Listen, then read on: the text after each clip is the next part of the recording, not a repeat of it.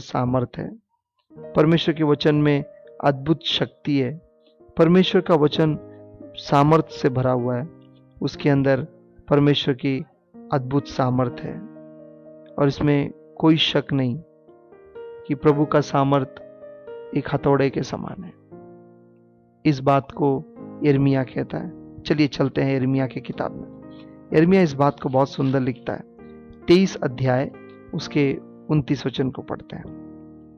हम लोग चलते हैं यिर्मयाह में 23 अध्याय में, और इस प्रकार से कहता है। 23 अध्याय उसके 29 वचन में इस प्रकार से कहता है, यहोवा की यह भी वाणी है, क्या मेरा वचन आग सा नहीं है? बाइबल बताती है परमेश्वर का वचन आग के समान है। It is like fire. इतना ही नहीं, फिर क्या वह ऐसा हथौड़ा नहीं जो पत्थर को फोड़ डाले? इसका मतलब परमेश्वर का वचन हथौड़ा जैसा है, वो पत्थरों को फोड़ डालता है।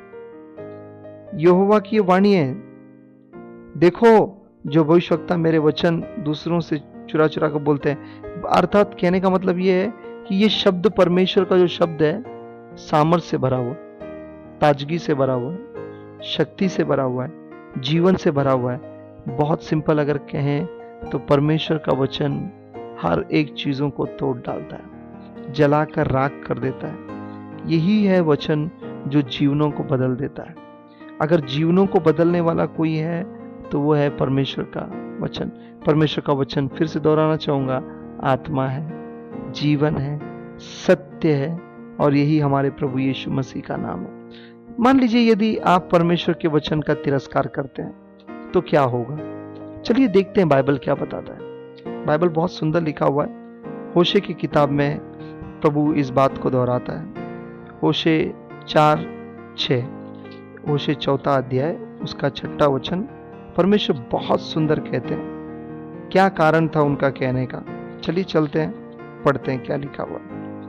मेरे ज्ञान के न होने से मेरी प्रजा नष्ट हो गई। ज्ञान, अब यहां पर जो शब्द ज्ञान का इस्तेमाल किया गया है, वास्तव में ये क्या है? ये कुछ और नहीं है, ज्ञान यानी परमेश्वर का वचन। परमेश्वर कहते हैं मेरे ज्ञान के न होने से मेरी प्रजा नष्ट हो गई है, अर्थात वचन के न होने से।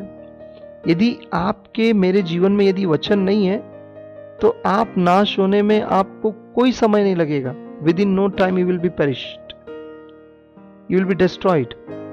The word of God is very important in your life. अगर आपके जीवन में परमेश्वर का वचन नहीं है तो आपकी जिंदगी खत्म हो जाएगी, बस यूं ही मिट जाएगी। बाइबल बताती है वचन होना जरूरी। मेरे ज्ञान के न होने से मेरी प्रजा नष्ट हो गई है। आज यदि लोग नष्ट हुए हैं तो उसका कारण है परमेश्वर का वचन उनके पास नहीं है। परमेश्वर का वचन न होने के कारण उनकी जिंदगी खत्म हो गई है। आगे देखिए क्या लिखा हुआ है, तूने मेरे ज्ञान को तुच्छ जाना है। इस दुनिया में कई ऐसे विश्वासी है जिन्होंने परमेश्वर के वचन को तुच्छ जाना है, इसलिए मैं तुझे अपना याजक रहने के अयोग्य ठहराऊंगा। परमेश्वर क्लियरली कहते हैं, बहुत साफ साफ कहते हैं। परमेश्वर कहते हैं कि तूने मेरे ज्ञान को तुच्छ जाना है, इसलिए मैं तुझे अपना याजक रहने के अयोग्य ठहराऊंगा। मैं तुझको निकाल दूंगा। I will sack you. मैं तुझको निकाल दूंगा। You are unworthy. आप इस योग्य नहीं है, लायक नहीं है कि मेरी याजक का काम करे। मेरे याजक कहलाने के योग्य नहीं हो, क्योंकि तुमने ज्ञान को ही तज दिया, परमेश्वर के वचन को तज दिया, तो तुम किसी योग्य नहीं हो। परमेश्वर कहता है कि मैंने तुझे अयोग्य ठहराया। इतना ही नहीं, इसलिए कि तूने अपने परमेश्वर की व्यवस्था को तज दिया है। बाइबल बताती है कि तूने परमेश्वर के वचन व्यवस्था को तज दिया है, मैं भी तेरे बाल बच्चों को छोड़ दूंगा। चलिए कल्पना करते हैं थोड़ा सा। दाऊद जब लिखता है तो वो इस प्रकार से कहता है, हे परमेश्वर, अपने चेहरे को मुझसे न मोड़। यदि तू अपने चेहरे को मोड़ेगा तो मैं नष्ट हो जाऊंगा। एक क्षण भर भी यदि तू अपने चेहरे को मुझसे फेर लेगा तो मेरी अस्तित्व इस दुनिया में नहीं रहेगी। यदि लिखने वाला दाऊद इस प्रकार से कहता है तो कल्पना कीजिए, जब परमेश्वर कहता है कि मैं तेरे बाल बच्चों को तज दूंगा, छोड़ दूंगा, त्याग दूंगा, कल्पना कीजिए आपके बच्चों का हाल क्या होगा। क्या होगा आपका संतान? क्या होगा आपका पीढ़ी, क्या होगा आपका हिसाब। बाइबल बताती है, तूने मेरे व्यवस्था को तज दिया है तो मैं भी तेरे बाल बच्चों को छोड़ दूंगा। प्रिय लोगों, ऐसा कभी ना हो, कभी ना हो, कभी ना हो, कभी ना हो। आइए हम लोग परमेश्वर के वचन को थाम ले, दृढ़ता से पकड़ ले, हमारे हृदय में बसा ले, हमारे आत्मा प्राण में हम लोग इसको उतार ले। परमेश्वर का वचन जीवन देने वाला है। परमेश्वर का वचन सामर्थ, ताजगी और अभिषेक से भरा हुआ है, इसमें कोई शक नहीं है। चलिए चलते हैं, बाइबल में कुछ लोगों का एग्जाम्पल ले लेते हैं, उदाहरण ले लेते हैं। बाइबल बताती है बहुत सुंदर बात को। इस बात को हम लोग देखते हैं, क्या हुआ, क्या कारण है, बाइबल क्या बताती है। बाइबल कुछ ऐसे लोगों के बारे में बताती है जिनको बाइबल धन्य कहती है। इतना ही नहीं, बाइबल उस व्यक्ति को ऐसा बताती है कि वो नदी के नाले के किनारे लगाया गया। चलिए चलते हैं भजन संहिता, उसका पहला अध्याय 1 से लेकर आगे पढ़ते चलते हैं।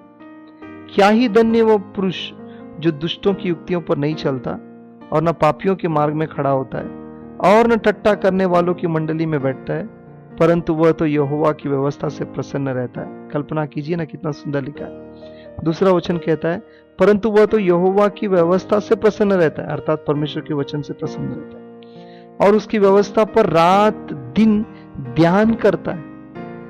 बाइबल बताती है वो व्यक्ति परमेश्वर के वचन पर रात और दिन, इसीलिए पतरस ने लिखा था, लिखते समय में पतरस ने कहा था कि बच्चे के समान रहो। बच्चा न दोपहर देखता है, न शाम देखता है, न रात देखता है, न मिडनाइट देखता है, न कुछ देखता है, उसको सिर्फ इतना मालूम है मुझे दूध चाहिए। यहां पर क्या सुंदर लिखा है, देखो ना, दिन रात उस पर ध्यान करता है।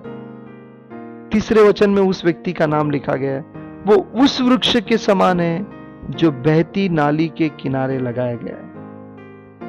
जब एक व्यक्ति परमेश्वर के वचन पर दिन रात ध्यान करता है, वो व्यक्ति उस वृक्ष के समान है जिसे बहती नाली के किनारे लगाया गया है और अपने ऋतु में फलता है और जिसके पत्ते कभी मुरझाते नहीं, इसलिए जो कुछ वो पुरुष करे वो सफल होता है। बाइबल बताती है कि वो व्यक्ति सफल होगा और वो व्यक्ति कभी मुरझाएगा नहीं, वो कभी व्यक्ति लज्जित नहीं होगा, वो व्यक्ति कभी हारेगा नहीं, वो व्यक्ति कभी टूटेगा नहीं, वो व्यक्ति कभी अपने मुंह को काला होने नहीं दे पाएगा। क्यों? क्योंकि बाइबल बताती है कि वो परमेश्वर के वचनों पर दिन रात ध्यान करता है। चलिए ना, इस बात को हम लोग देखते हैं बाइबल के एक व्यक्ति के जीवन में जिसका नाम था यहोशू। बाइबल बताती है इज़राइल के महान नेता मूसा अब सो गए। बाइबल बताती है जब वो सो गए तब परमेश्वर चुनता है यहोशू को। अब यहोशू से परमेश्वर कुछ कहता है। चलिए चलते हैं यहोशू के पहले अध्याय उसके 8 वचन में। व्यवस्था की यह पुस्तक तेरे चित्त से कभी न उतरने पाए, इसी में दिन रात ध्यान दिए रहना, इसलिए कि जो कुछ उसमें लिखा है उसके अनुसार करने की तू चौकसी करे, क्योंकि ऐसा ही करने से तेरे सब काम सफल होंगे और तू प्रभावशाली होगा। कितना सुंदर लिखा हुआ ये वचन। बाइबल बताती है व्यवस्था की यह पुस्तक अर्थात बाइबल तेरे चित्त से कभी ना उतरने पाए, अर्थात आपके दिल दिमाग से कभी ना उतरने पाए, इसी में दिन रात ध्यान दिए रहना।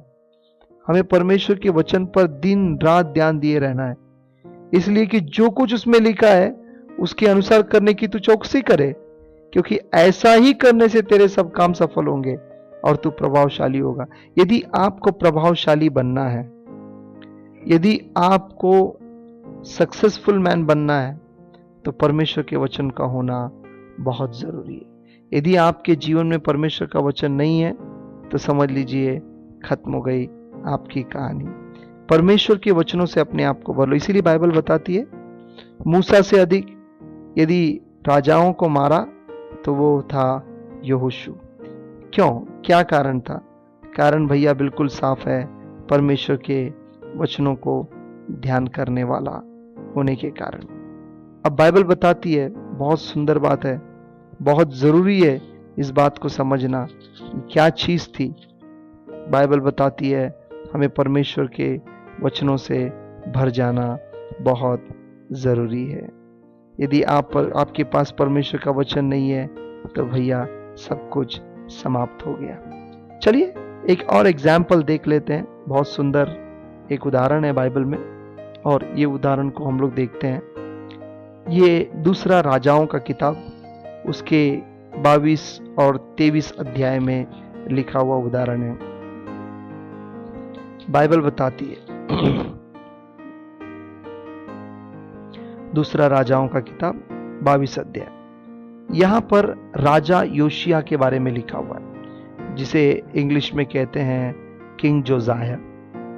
बाइबल बताती है जब ये 8 वर्ष का था तब ये राजा बन गया।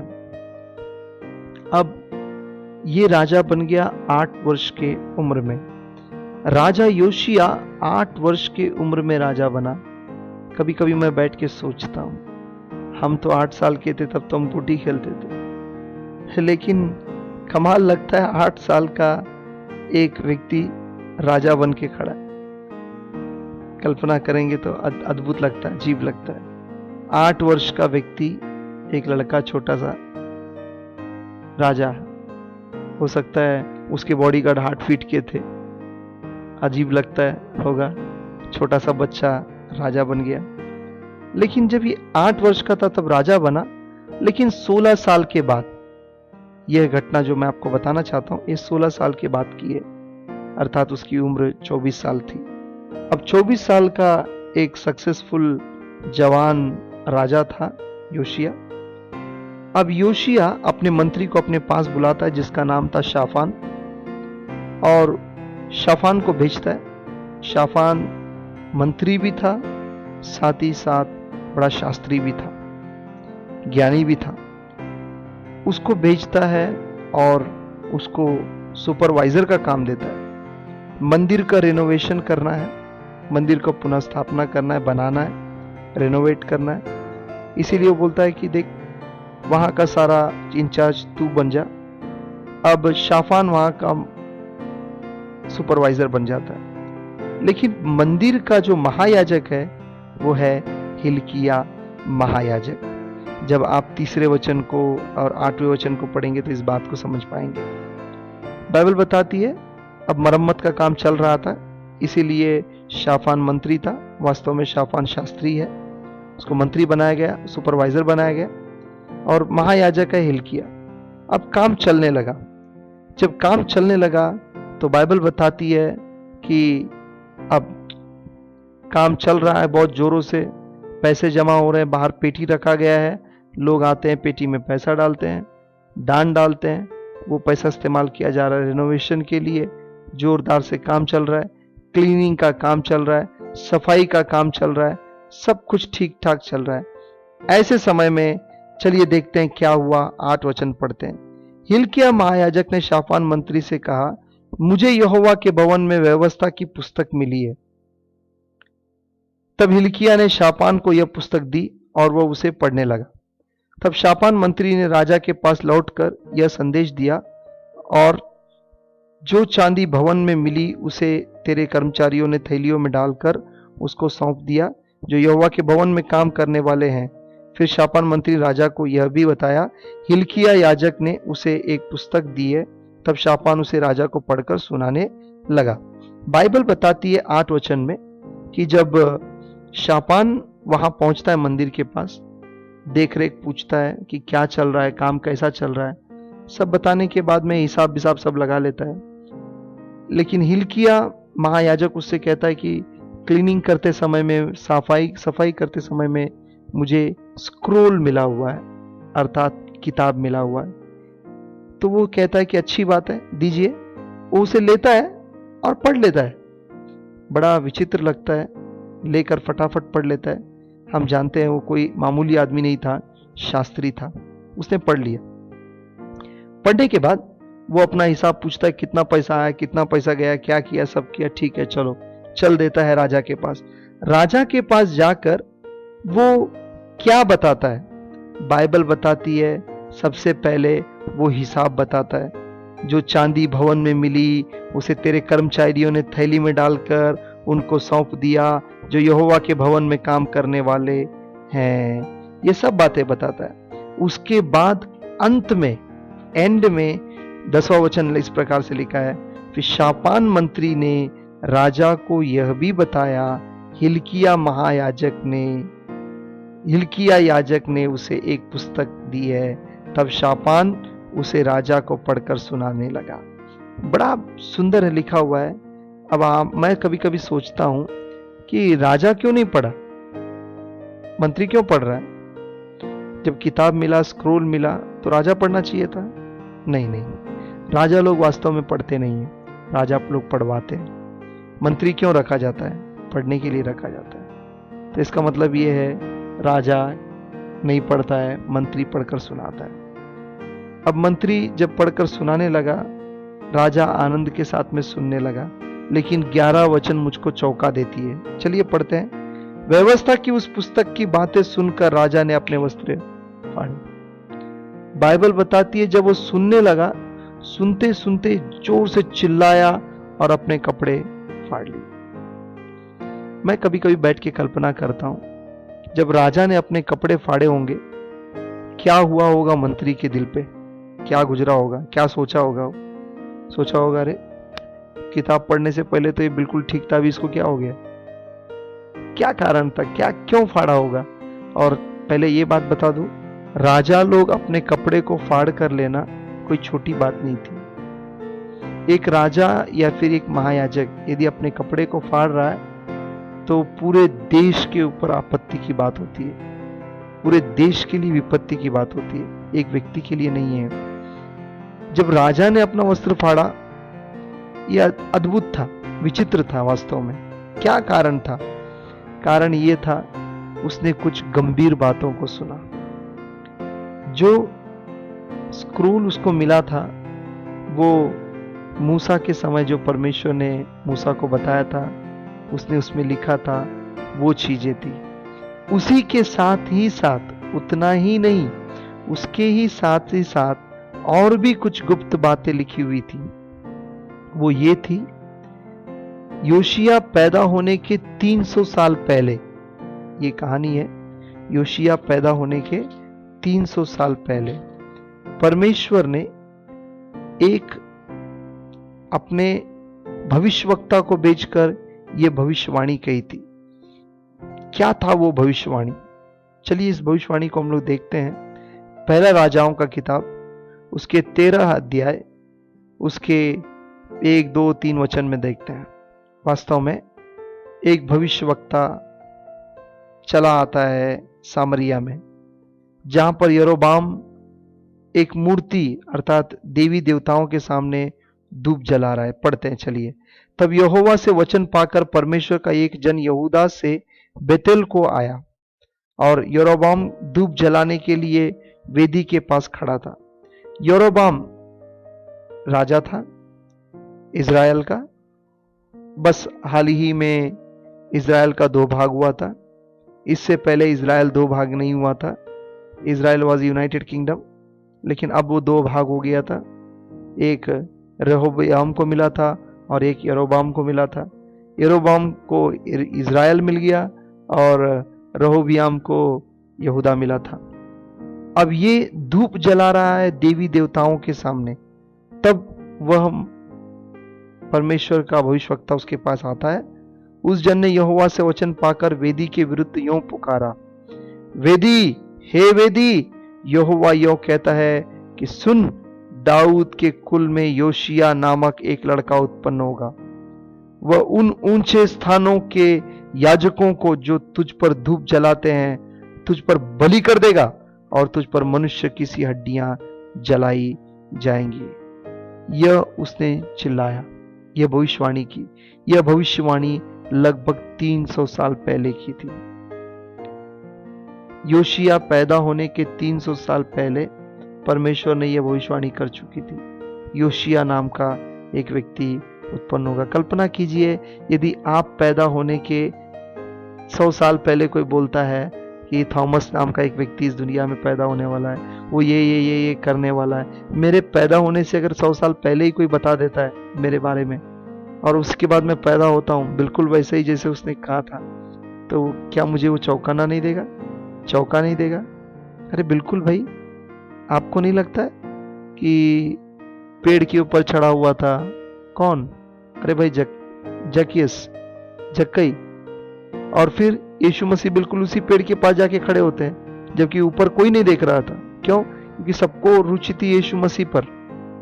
लोगों को ये रुचि नहीं थी कि मेरे बगल में कौन खड़ा है, पीछे कौन खड़ा है, आगे कौन खड़ा है। सारे के सारे भीड़ यीशु को देख रही थी, लेकिन यीशु पेड़ के ऊपर देख रहा था। और यीशु चिल्लाकर बोलता है, जक्कई नीचे उतर कर आ। क्या शौक लगा होगा जक्कई को, अरे इसको मेरा नाम कैसे पता चला, जबकि मैं पहली बार इसको देखने आया हूं और ये मेरा नाम जान लिया। कितना अद्भुत लगा होगा।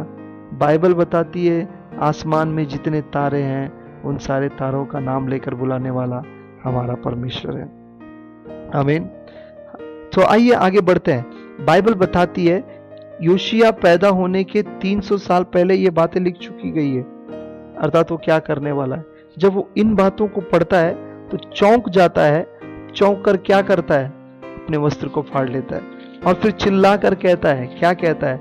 बुलाओ सारे लोगों को, बुलाओ, जमा करो, इकट्ठा करो, सबको बोलता है। सारे लोगों को इकट्ठा किया जाता है। जब इकट्ठा किया जाता है तब वो स्वयं उसको पढ़ता है लोगों के सामने। चलिए ना, बहुत सुंदर लिखा हुआ है। चलते हैं दूसरा राजाओं का किताब, उसके 23वें अध्याय में जिस प्रकार से उसे कहा गया था बिल्कुल वो वैसा ही करता है। चलिए चलते हैं, पहले वचन से पढ़ते। 23 अध्याय।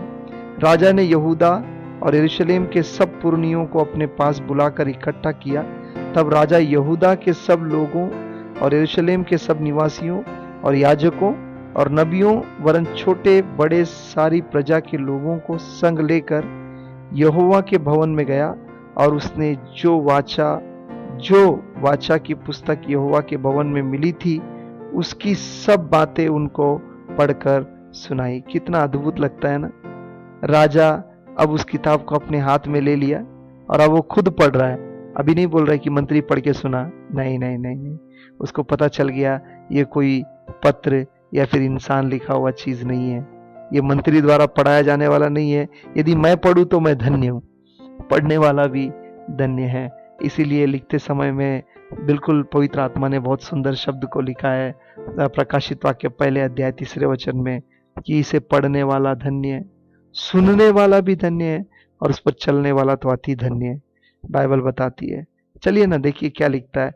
तब राजा ने खंबे के पास खड़े होकर यहोवा से इस आशय की वाचा बांधी कि मैं यहोवा के पीछे पीछे चलूंगा और अपने सारे मन और सारे प्राण से उसकी आज्ञाएं, चितौनियां और विधियों का नित्य पालन किया करूंगा और इस वाचा की बातों को जो इस पुस्तक में लिखी है पूरी करूंगा और सारी प्रजा वाचा में संभागी हुई। बड़ा अद्भुत ये रहा बात।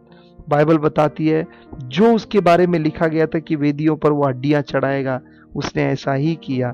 क्यों? क्योंकि उसने परमेश्वर के वचन को देखा, उसने परमेश्वर के वचन को लिया और जिस वचन को उसके बारे में जो लिखा गया था वही उसने वहां पर पूरा भी किया। बाइबल बताती है उसने उसको पूरा किया। क्या कारण था उसका पूरा करने का? क्योंकि उसने पढ़ा अपने बारे में। इसका मतलब यह है प्रिय लोगों, आपके बारे में बाइबल में लिखा हुआ है। यदि आप खोजेंगे अपने बारे में तो बाइबल बताती है आपके बारे में बहुत कुछ। आपकी जिंदगी पूरी बाइबल में लिखी गई है। इफिसियोस का 1 अध्याय उसका 4 वचन में लिखा है, क्या लिखा है? इस धरती को बनाने से पहले परमेश्वर ने तुम्हें चुन लिया। इसका मतलब तुम परमेश्वर के चित्त में पहले से हो। हाँ, पहले से हो। इस धरती को बनाने से पहले ही परमेश्वर ने आपको चुन लिया है। इसीलिए बाइबल बताती है कि धरती को बनाने से पहले ही परमेश्वर ने तुमको चुन लिया। पृथ्वी की नींव डालने से पहले तुम उसके चित्त में हो। परमेश्वर तुमसे बड़ा प्रेम करता है। अब आपको परमेश्वर के वचनों को अपने हृदय में बसा लेना है। चलिए